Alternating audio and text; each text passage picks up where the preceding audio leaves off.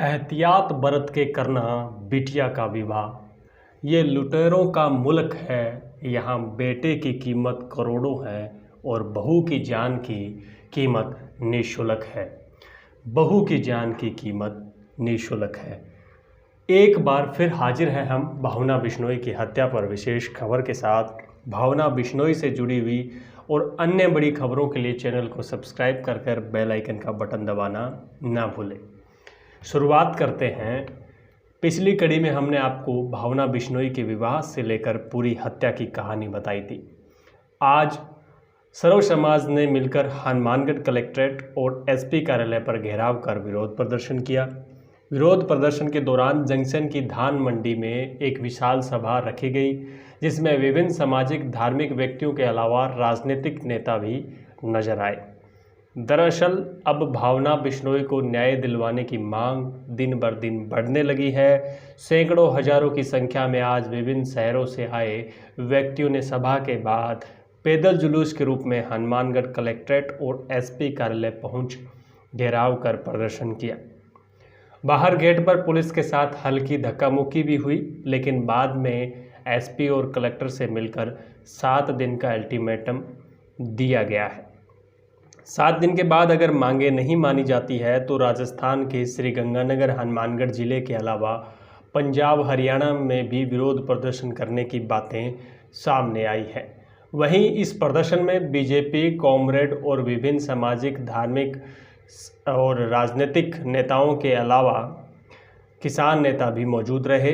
फिलहाल अब भावना बिश्नोई को न्याय दिलवाने की मांग मुखर होने लगी है।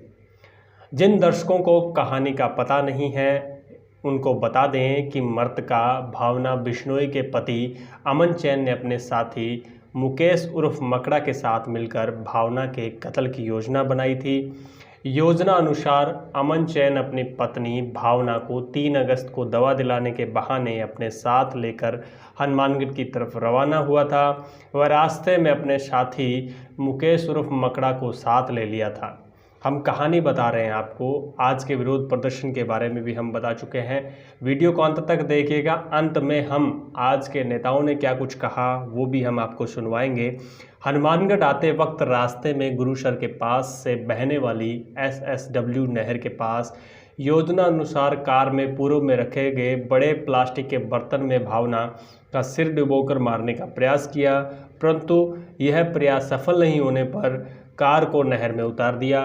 इसके बाद स्वयं अमन चैन व उसका साथी मुकेश उर्फ मकड़ा गाड़ी का फाटक खोलकर बाहर आ गए।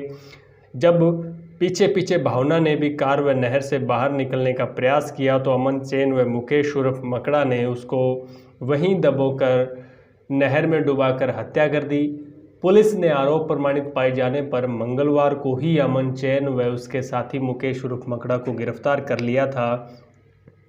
3 अगस्त को अमन चैन व उसकी पत्नी भावना कार में सवार होकर जा रहे थे। गुरुसर रोही में पहुंचने पर उनकी कार संदिग्ध परिस्थितियों में SSW नहर में गिर गई थी।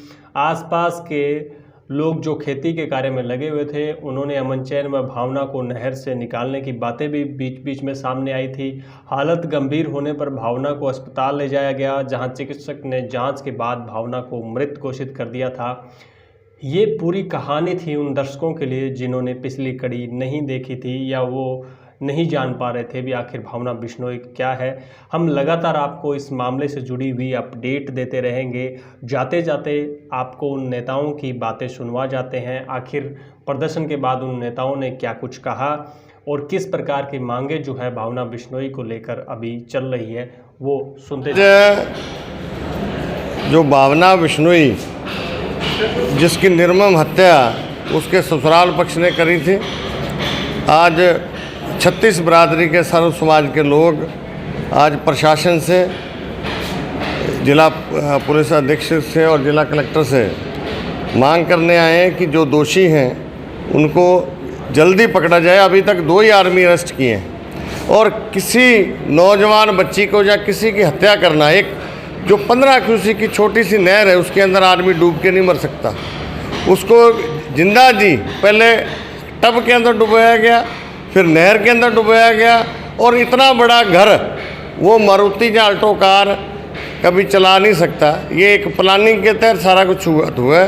और आज एसपी साहब से हम लोग कह के आए हैं कि 1 हफ्ते का समय, अगर 1 हफ्ते के अंदर इसकी पूरी खुलासा इस कत्ल का नहीं हुआ तो हम लोग इस आंदोलन को 2 जिलों तक नहीं, ये पंजाब हरियाणा तक भी चलेगा।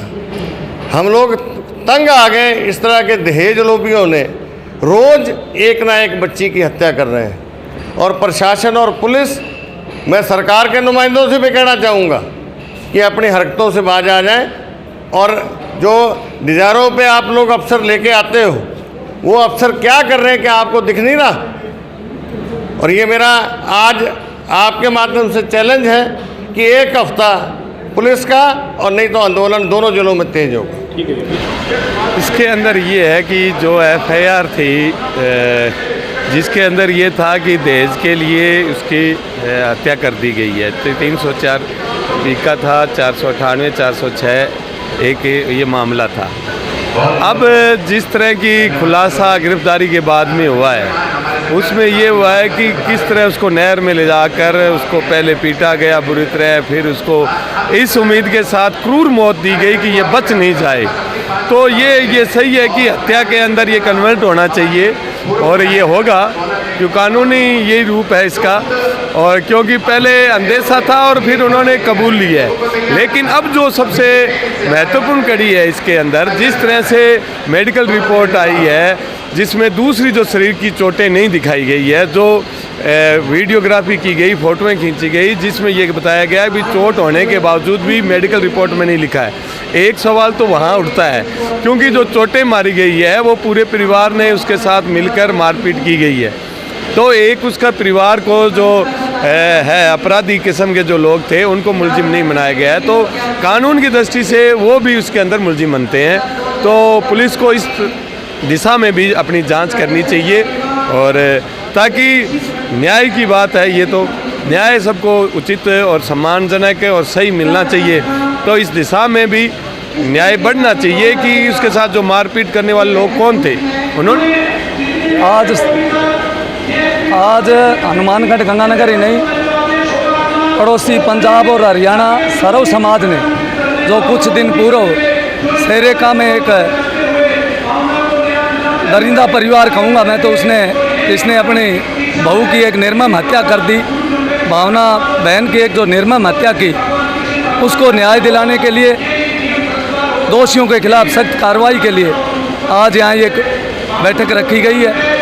और बैठक में मांग की गई है कि दोषियों को कड़ी से कड़ी सज़ा मिले। और इसमें चाहे कोई जो बात सामने आई है कि डॉक्टर्स ने अगर कोई गड़बड़ की है तो उनको भी कड़ी से कड़ी सज़ा मिलनी चाहिए। और एक बात और सामने आई कि वक्ताओं द्वारा कि 304 में मुकदमा दर्ज किया, वो 302 में परिवर्तित होना चाहिए। और निश्चित रूप से मेरी एसपी मैडम से बात हुई है, वो 302 में परिवर्तित कर दिया गया है, इसमें तो कोई संदेह नहीं।